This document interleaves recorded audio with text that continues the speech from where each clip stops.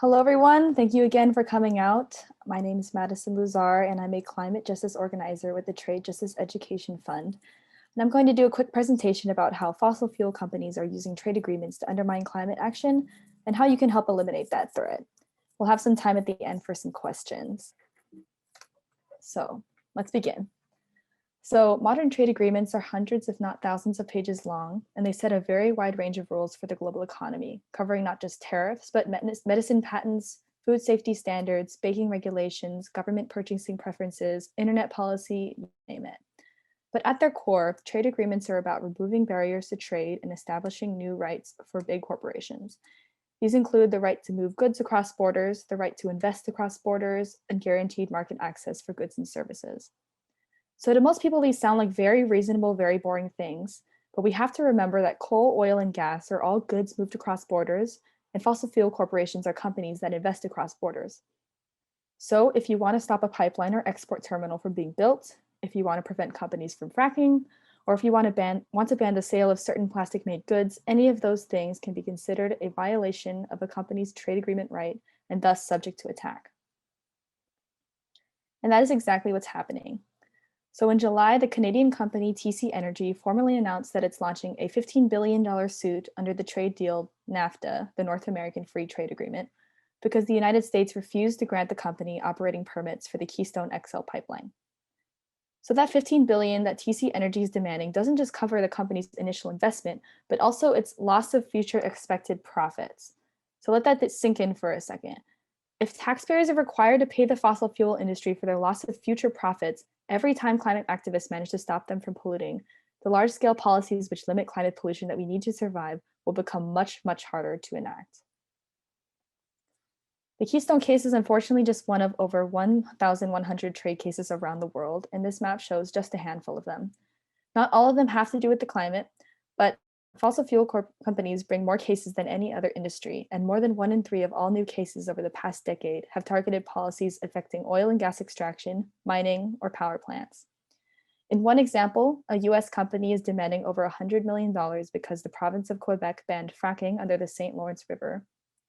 In another example, a coal-fired power plant that had its operating permits denied in Germany used the trade challenge to get the permits reinstated, and we suspect also won an undisclosed payout.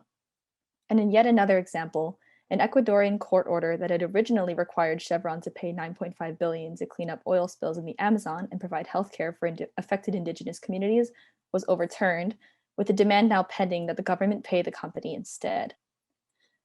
So to date, corporations have won the majority of cases that have made it to a decision, and the average amount awarded in each case has been in the tens of millions, but awards have gone into the billions, with the current amount pending totaling to $500 billion. One key thing to note is that most of these are cases that would be laughed out of the US court system or any other government court system for that matter. It's pretty ridiculous to expect a government to pay a company for profits they would have made because the company didn't meet environmental regulations. And that's exactly why it's happening under trade agreements instead. Another important thing to note is that low and middle income countries with less income to burn may find it too difficult to rein in fossil fuel companies at all because they simply don't have that kind of money lying around. So at minimum, allowing these trade attacks to move forward means massive amounts of money wasted on payouts to polluters rather than investing in things like green energy, public transportation, disaster relief, and a just transition. And of course, with a weakened green industry, there become fewer and fewer green jobs when we need them the most.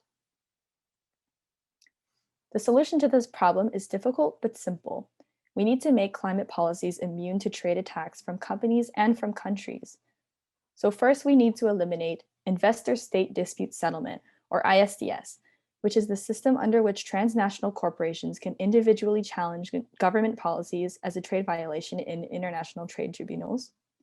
In the past few decades, trade justice activists around the world have made incredible headway against ISDS to the point where support for ISDS is frowned upon for politicians, including Joe Biden and even Donald Trump as well.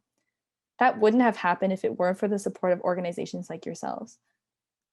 So after preventing corporations from directly challenging climate policies via trade agreements, the next step would be to prevent governments from challenging each other's climate policies. There's a recent example right now that illustrates this side of the problem. Just last week, the EU has claimed that the electric vehicle tax credit in Biden's Build Back Better plan is discrimination and a violation of trade rules.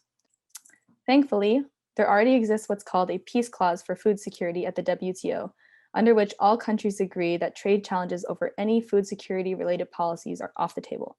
Extending that precedent to climate policies would absolutely be a no-brainer. To close, let me say that the reason I'm here today is that we have a real opportunity to eliminate trade pacts' threat to climate action right now. Many of the key players in the Biden administration, including the president himself, have the right inclinations on this. The EU is also starting to get upset about all the hits they've been taking under these trade deals. And a lot of other countries were bullied into signing these trade deals by the US and the EU in the first place, so the momentum is on our side. More so, this isn't something that needs approval by Congress. It just needs to be initiated by President Biden so we can absolutely win here. But the big challenge we face is that even among climate activists, most people still don't know this issue exists. So we need to implement what we call the vampire strategy.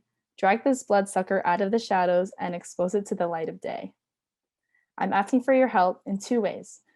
First, we're helping circulate an organizational sign-on letter to President Biden about this issue, and we'd really appreciate if your groups could sign on. Second, we have a social media toolkit with template Twitter, Facebook, and Instagram posts about this issue, and we'd love for your groups, and really each of you as individuals, to post some information about this issue to your accounts. Taking these two steps would help us out a lot. So that concludes our update. Thank you all again for coming out. Please follow us on our social media listed here. And we're going to take the rest of our time to answer any questions you may have. You can drop those in the Q&A section. And you could also email me questions at my email, madison@tradejusticeedfund.org if you prefer that instead.